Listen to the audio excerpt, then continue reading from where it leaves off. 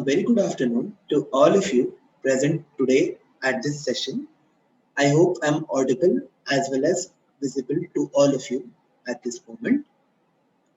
So today's topic will be on the personality traits required in an innovator. Back when I was in school, my teacher always used to tell me, Abhishek, you are a very talkative boy. So she identified this trait of me of talking to people and mingling with people. But back then, when I was a kid, I used to really love talking to and getting to know new people and new things about school. So that is where that innate curiosity of meeting people and curiosity of learning new things comes from. So curiosity, like all other traits, is a trait which we have within ourselves. And there are many others. Some of these traits are natural to us, whereas for some of the other traits, we have to practice it as a habit. Innovation is a very complicated field. It requires talking to many different people and understanding many different systems. So today we are going to understand what are those few traits which we can implement in our lives so that we can become better innovators in our careers. The topic will be presented to you by Krishna sir. So, very good afternoon, all of you. This is some topic which I was thinking, it's a very subtle level topic to speak about, and it doesn't deal with any technicalities or it doesn't deal with any kinds of, process and talking about how innovation starts from the design thinking process, from empathize, define, ideate, prototype, test, and all those things. But something on a subtle level and which probably we may not observe it, and but when we actually start doing something about it, we actually understand that it requires a lot of these kind of traits for us to develop a good innovation. And it is just about innovation, even for your life. These are very very important traits that you can probably learn and develop. See, there are some core values which you believe and you always have it in yourself, through which you believe and you relate to the world through that. But there are some things which you can learn as well. So there are some skills which you can learn. So skills can be taught, but values and core principles cannot be taught. Those are things which you already come when you're you acquire those things when you're already in the world.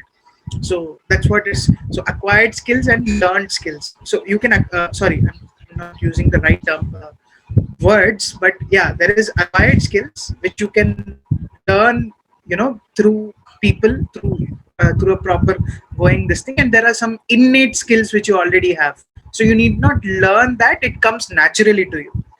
So but these things, as an innovator, it doesn't require, if you if you learn these skills only, you're counted as an innovator. It's not like that. So just clearing off that particular doubt. uh, so this particular traits or skills, if learned by an innovator, it is nothing but like an icing on the cake. So that is why this becomes very very relevant at a point of time. um, so getting on to the topic. Yeah. Yes, the only thing that is constant is change, right? True. It's a true statement, but it's an irony, right? It's saying that change and constant both are two different things, but the only these two different things are totally always running together.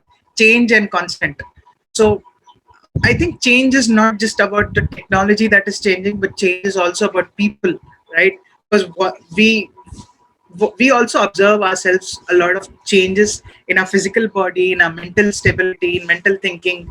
When we started our life as a baby and then we started growing, went to school, interacting with peers, learning so many things, and that's how we also changed a lot. So that's why when change is happening, why not even change your personality, change your the kind of traits that can help you become a better person, right?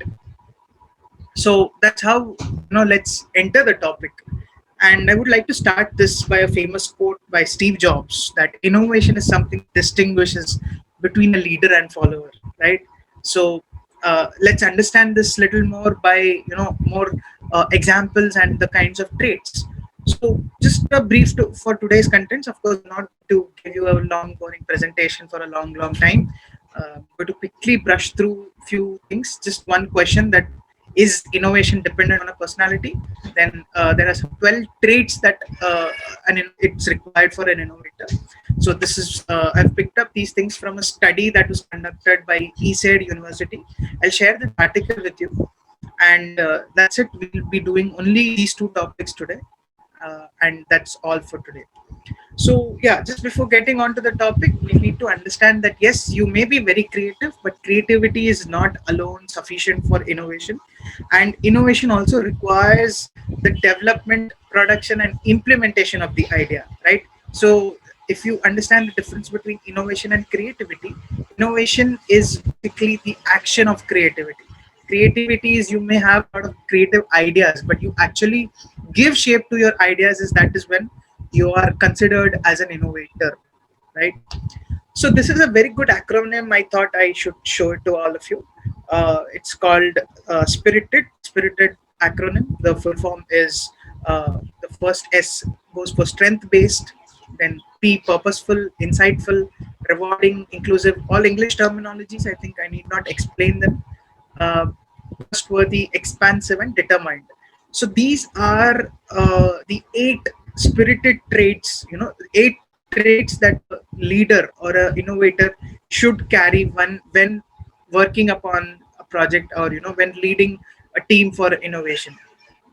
And it's not just about leading, but it's also about being a part of that project. You need to be spirited, and spirited with all these things. You definitely need to base your strengths. You need to look at your purpose. What purpose exactly are you solving? For whom are you solving? And the purpose for why you are a part of that particular team.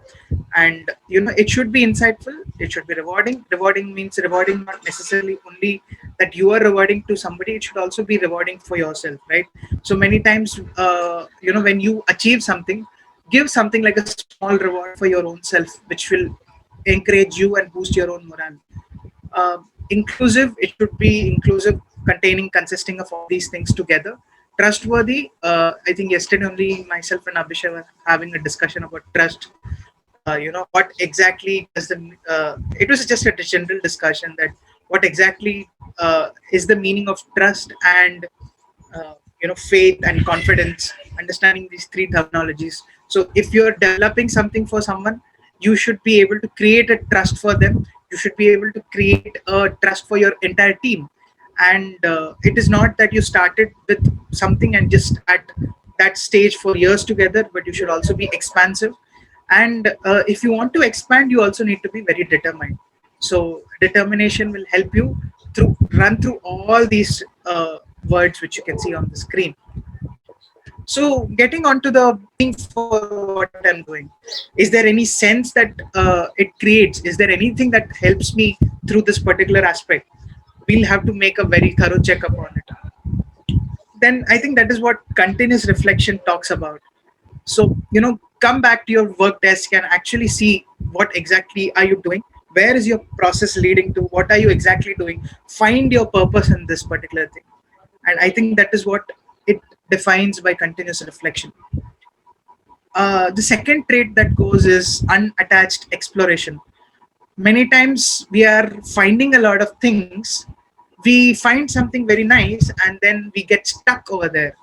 We are not open to receive more ideas, receive more insights, and not looking for new opportunities or new ideas and new possibilities, right? Because for any innovation, any kind of a solution, there is always a possibility, there is always a different kind of a solution.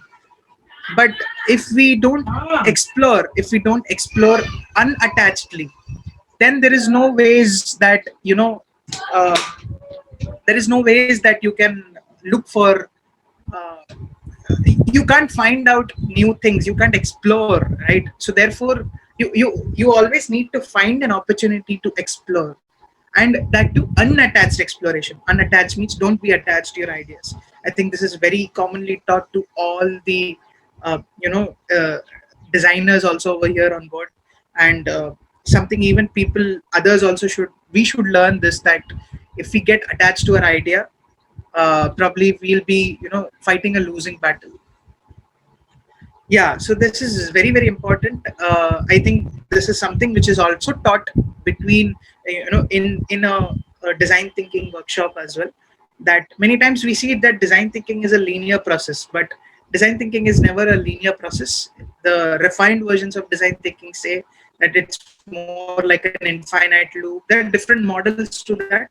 One of them is an infinite loop, that you go, you build, you learn, you test, you come back.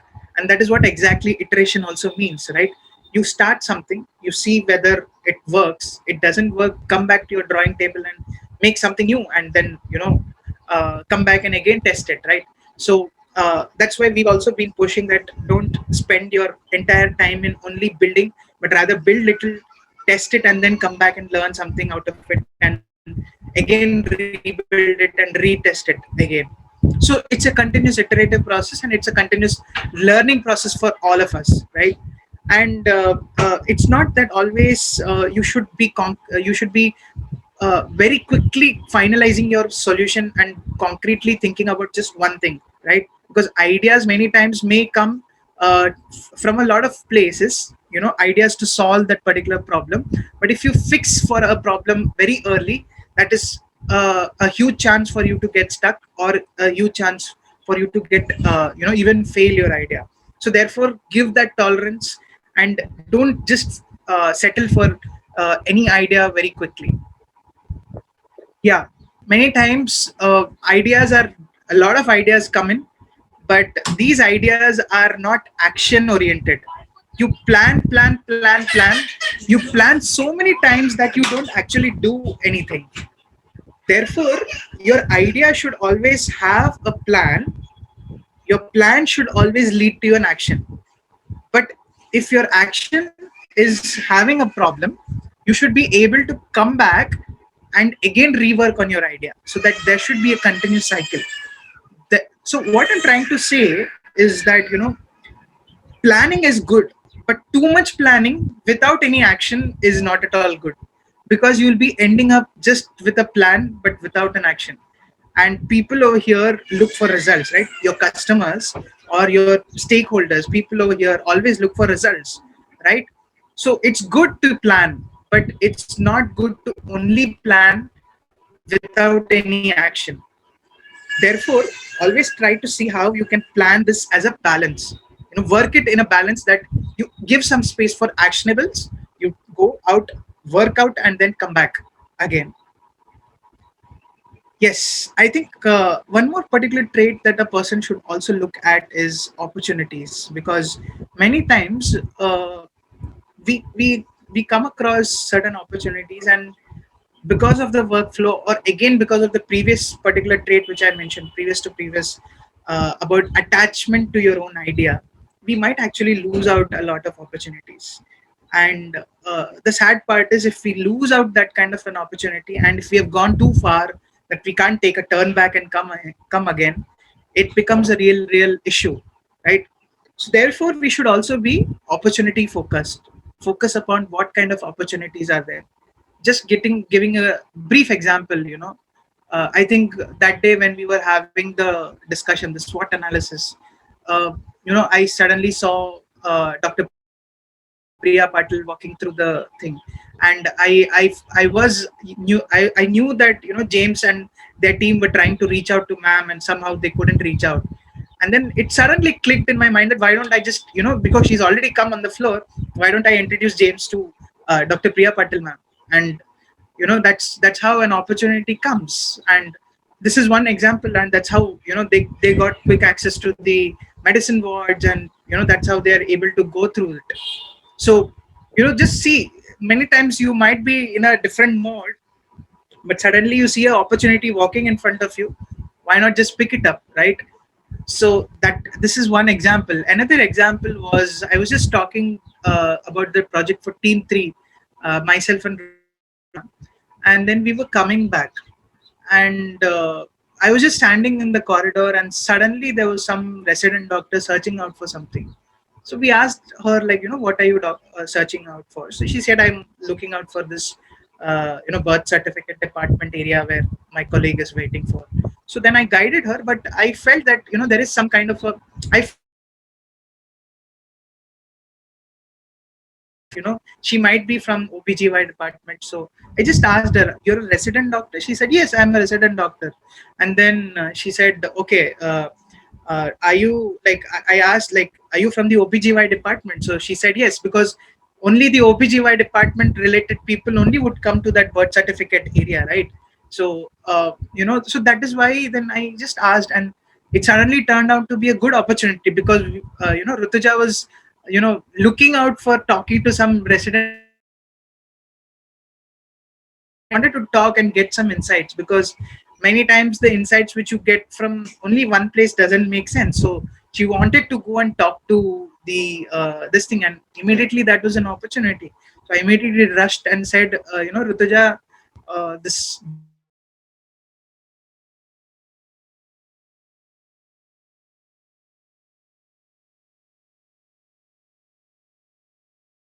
department is open in opportunity. You can't just leave it. You're just walking on the road, suddenly somebody comes to you and gives you an idea. It might be an opportunity which can be a $1 million opportunity. So don't miss these ideas, don't miss these opportunities. Try to see a lot of uh, you know focus areas that you can actually develop. Yeah, most very important aspect which an entire innovator is built upon, the foundational goals of an innovator, is mental resilience. Many times we go through failures, we go through rejections, we go through ideas which we are not very much satisfied with, and people come with a lot of these kind of topics, lot of ideas, lot of even degrading and reducing your own morale. But I think mental resilience is something which is required for at that particular point of time to keep yourself strong and keep yourself very clear with the idea that you should have these particular mental resilience. That, see, we easily can get disturbed. That's something which definitely happens. But what's going wrong, right? Ultimately, you're not it's not as big as suddenly the earth is going to be closed down, or the sun tomorrow. You are not going to make a mistake that tomorrow onwards the sunlight is not going to fall on the earth. Nothing like that is going to happen. Nothing which much big is going to happen. Yes, because you are all working on healthcare projects, you are dealing with lives of people. But still, as long as you have not done any harm to some person, there is no big loss in that particular idea, right? Or any kind of a testing which you did. And even when you failed in your idea, which didn't work out the way you wanted it to work, it's okay. Relax, take a chill. Don't really actually feel that everything should work the way which you plan, right? Therefore, you need to have something like a mental stability. You need to maintain your resilience. You need to stay focused and still keep continuing to find out the next option, next way, right? Because failures will happen. I'm not saying that failures will not happen at all if you plan nicely. Failures will happen even if you plan the best possible way. But allow your mind, allow yourselves to give that space to say, okay, it's fine. Now I will now, if this error is occurred, I will actually come back and do something else so the next time I don't make the same error, right? So there's one particular motivational speaker, Dr. Vivek Bindra. I guess some people know. So he uses his tagline for every session he gives. He says, "Bounce back." So if you come with you get a problem, he says, go and bounce back. Don't just stand over there. So that requires a lot of mental resilience, and therefore see how you can give your mental space some good strength. This is also a very important topic, or a trait that a innovator should have. is intellectual humility. Intellectual humility, if I've given these examples of a tree. Have you all seen a tree? Sorry, have you all seen a tree with full of fruits, which is always bent down and gives a good shade, right?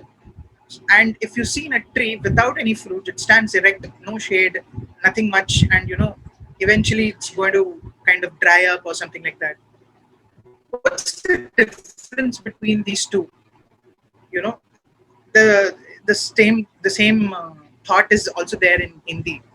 मतलब जिस पेड़ में फल लगते हैं वो हमेशा झुका हुआ रहता है. That means you have a lot of ideas, you have a lot of intellect, you have a lot of knowledge, but if you're not humble, there is no use of that knowledge, right? And automatically it shows that a tree with full of fruits, a person with full of knowledge is automatically humble, or else you have not acquired the true knowledge. It is something that is hampering your ego, right? And over here, the tree without any fruits just stands erect. So automatically, it shows that people with full of who feel that they have a lot of knowledge just stand erect, but who are not humble, they stand erect and eventually are not going to make any kind of a use for anybody, right? But if you see there, the tree with a lot of fruits, so much useful for so many people. So therefore, see that you have intellectual humility.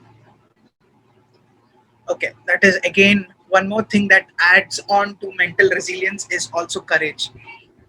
The bounce back requires also courage, right? And what happens is because many times हमको मैदान में उतरना पड़ता है, मैदान में उतरने के बाद वहां पर कुछ भी हो सकता है, एंड उस चीज को सामना करने के लिए we need courage. And that is exactly why we need these kind of traits connected with each other. It's like a knitted thread. All these are like a necklace or like a chain which connects with each other, and probably all these put together gives you a very good quality on your innovation, right? And because many times you may go down and you're actually fearful to even get out of your whether I will go and make a mistake or whether things will happen. But you actually need to have the courage to come out of your own mental space and actually go there and develop something like, do something. Innovation is also about taking risks. If you don't take risk, you're not going to learn. You're not going to have. And for taking risk, you need courage. As I mentioned before, also somewhat captivity towards uncertainties. Uncertainties will come in your life. You went for the appointment of a doctor, or the dean is calling you, and they tell you reach over here at 4 o'clock, and you reach by 3:55, and then suddenly you get to know that the person is only not there. They had some emergency or something else happened, and or they forgot, maybe some kind of a reason happened, and then they couldn't attend your call, or they couldn't meet you. They've given you an appointment, but they couldn't meet you. And then you had planned your entire project based upon that particular plan. And suddenly you realize that the doctor is only not there. And then, you then get disturbed. So therefore, what I'm trying to say in this particular slide is also the same thing, that you may plan in a certain way, but you will see that there are a lot of uncertainties that come in your path. And maybe it's not that you are at fault for that uncertainties, but things which can come as an unavoidable circumstances, it can come. So therefore, if you can allow yourself that mental space and even a place for your project in your planning, that yes, there might be some uncertainties, let me give some buffer time, let me give some other plan B. There should always be a plan B, right? So look at, always be very sensitive towards uncertainties. Design valuable experiments, again connected to courage, because you need to take risks, you need to do some experimentation. You're not going to get results just in one go without just understanding all these things. Design some valuable experiments and actually try it out. Unless you try it, you're not going to know whether you're right or wrong, right?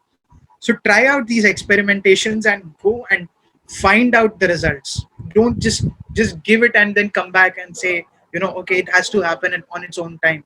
Yes, it will happen on its own time, but unless until you are resilient enough to follow up with what on the same thing. Therefore, design valuable experiments. Again, an innovator is an opportunist and also a person who learns. So opportunity for learning also is an important thing. Learning not from just what you're doing, learning from others, learning from other teams. Always find out that extracting abilities. Try to see how you can learn. If you be a constant learner any all throughout your life, you're going to learn so many things. And but just be keep that eye open and see for those opportunities for learning, because that is something which is going to add your particular, you know, uh, branding and your own personality. And I think this is the last one, that you will learn, but many times only learning will not be sufficient. You need to implement your learning. Whatever you learned, implement them, and then build your idea, adapt your ideas to multiple ways. The only, you know, the kind of adaptations, the ideas you adapt to will basically build you to a success pathway, right? And I think that's all which I wanted to speak about today on these things. I hope I've fairly enough, you know, picked up few topics and been able to do something. Of course, these are not the only things that an innovator requires. There are much more, lot of things, but that's something which you'll also learn at the process of doing and learning through it. Okay.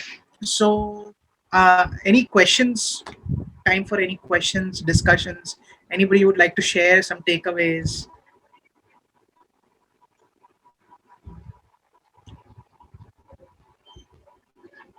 That's why I didn't make a long presentation. I just made something very short, small thing, so that we could have this time for discussion as well. Yes, any questions? Anybody wants to share something what they learned? Okay, Abhishek sir is asking a question. Uh, Recurring theme was courage and resilience. We all hear about it. How can we practice in our daily lives? I think first of all, the first thing is to realize that there is a problem with me, that I am not courageous or I am not resilient in what I'm doing. Observe yourself, observe for yourselves. The first personality trait, self reflection. Reflect for yourself daily. Understand, make, you know, practical tips, maybe just write down the certain points that not just, don't just write your plans, write what you did on your actions, and then see whether you've actually met to your plans, then see where did you lack and for what reasons did you lack, and probably those things can help you to understand that you didn't take a courage step, or you didn't be resilient enough on what you planned. Of course, unavoidable circumstances are there. I'm saying that, but if there was an something which you could avoid as a problem, try to see how you can then focus upon that and work. So, I think that's a small way to how, you know, writing gives you a good thing. Yes. Any other questions? I hope that answers your question. Yes, sir, it does. Thank you so much. Let's do this in this way. Uh, each and every team, at least one member should share what you exactly, you know, maybe just 1 or 2 points what you picked up from today's discussion.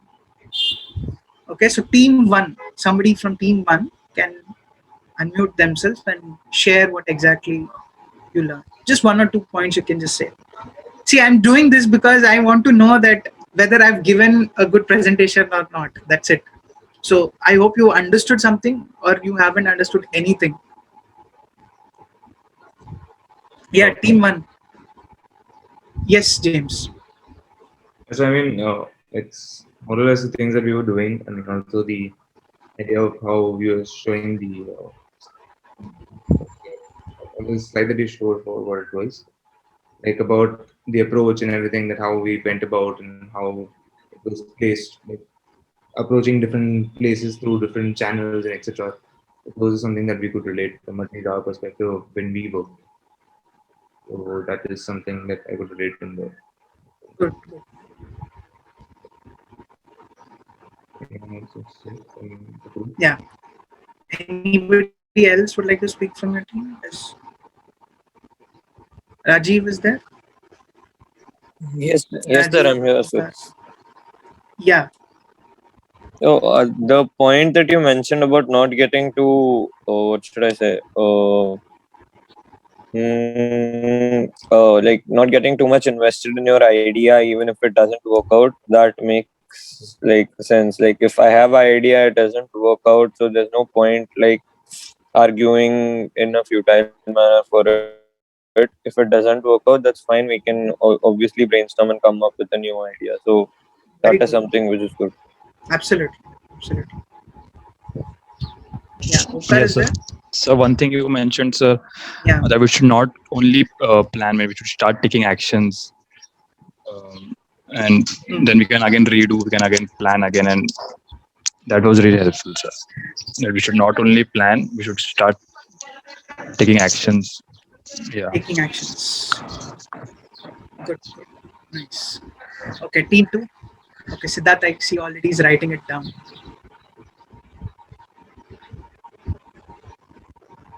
Change is only the constant. We can never predict it, but we must always account for it. Very good. Very nice point, Siddharth. Innovator must be resilient mentally and must always have the courage to make changes and grab every opportunity. Very nice. Nice takeaways. So, zero care.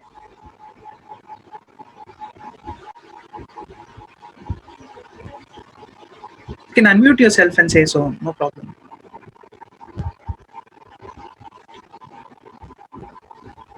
When you're talking about taking risks in the project, Hmm. so like what I thought is like it's better to first plan out your risks, then take it, rather than just like going blindly without like calculating it. So like there's a difference between a like a risk or a calculated risk.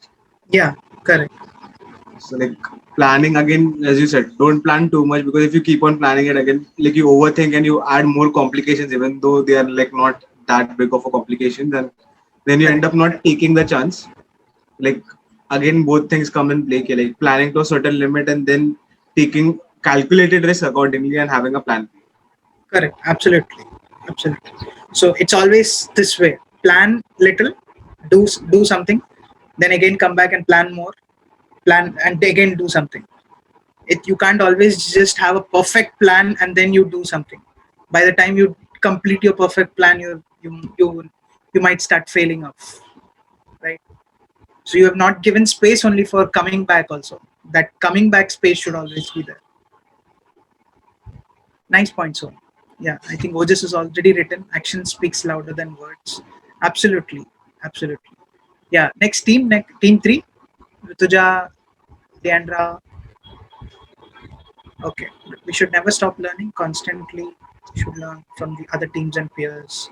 Very good, very Yeah, nice and point. like you said, sir, that we should keep space for that coming back. So I think we experienced that. We only planned and then we did not take our action. We were too late. So then now with our new approach, we are taking action side by side and planning it also. So yeah, that Correct, was correct. one thing. Always And have a of course, plan learning B. from your peers. Correct, absolutely. Thank you, Leandra. And Devanshika, you would like to share something? Yeah, I just would like to add one point. This is one thing I remember my grandfather telling me, like from very early age, that as a student you should know everything about something, but at the same time you should also know something about everything. So, I mean, Yeah, diversify your knowledge. That is what I would like to add. So that because absolutely. getting ideas, there is no limit to ideas. You can get an idea from anywhere and everywhere. Hmm. So be an expert at a few things for sure, but like get to know about everything, what others are doing, what their expertise are, talk to people, and that's how it happens. Very nice, very nice. Everybody might have heard the T-shaped model for learning, right? So your life should be broad and your life should be deep, right? It's a T-shaped learning model. Uh, this is something which I learned from Malpani sir. So he says that your life should have a core focus value in one particular area, and then other than that, you should also look at other areas where you can actually work in. Maybe you may not be an expert in all those areas, but so like Malpani sir says, I'm a doctor, I'm an IVF specialist, so my core strength lies in this thing, but I also look at angel investment, I also look at education, I also look at guiding entrepreneurs. So that's how he defines it for himself. So look at for your lives, also define these kind of things for yourself, that your life should be broad and deep. How can you fix that? Yeah, thank you so much, Devanshika. Yeah, so next team 4. Okay, Tamanna is already written. Okay, what about Karan and Adil? Would you like to share something? Karan is there. Karan, yeah, Adil, go ahead. Yeah, sir. Actually, we should not have to be stick to only one ideas that I had mentioned.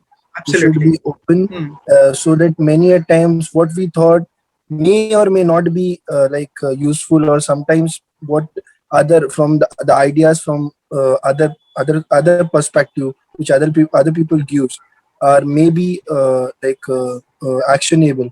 So we should not stick to only one ideas, as you had mentioned.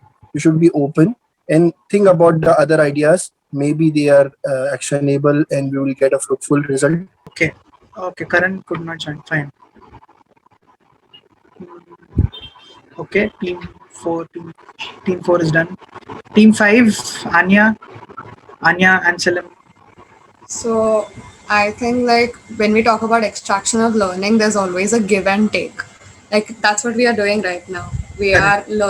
We are trying to gain that perspectives basically. When we talk about perspectives, Hmm. we are already like every day when we are there, we are already changing perspectives. We are trying to learn somewhere or the other about some other teams and gaining knowledge somewhere we connect. So I think that is what I'm Great, learning. great. Nice. Ansel, Jugal. So for our problem statement, we have two approaches. So one approach is easy, the other is a little complex.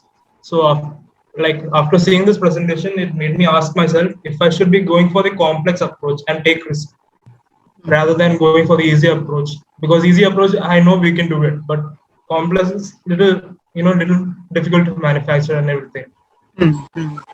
So are you also giving a space for yourself that if you make mistakes in those complex approaches, Yes, yes, you should also come back and then say, no, I can maybe define something a midway, or maybe a second other this thing? yes. Like keeping time for debugging, right? For errors. Yeah, correct. Yeah, Yeah, yeah. nice point, answer. Thank you so much. Jugal? Yes, sir. Yeah, After seeing presentation, I found that we should invest time on actions more than planning. We should plan, but our actions should speak about our plans. correct, absolutely. Nice point. Yeah, team 6, Soumya is writing, yeah, sometimes it's important not just plan but also adapt to changes. Oftentimes we focus so much on the goal we want to reach that we don't look at the opportunities and perspectives around us. Very nice point, Soumya. Team 7, okay, Aisha has written, like you said, we should not wait till ये हो रहा है तो होने दो. We need to get out of our comfort zone and do what is required. Getting out of a comfort zone. Nice point. Getting out of our comfort zone needs to be courageous. Absolutely, definitely. Courage is something which will help you do something. Okay. Uh, okay, everybody's written. Bhumi is there? Yeah, sir. Yes. Please speak.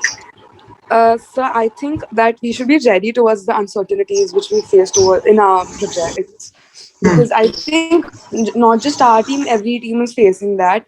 So we should just deal with it and like go ahead and be ready कि ये होने ही वाला है. So like have plan B ready like that.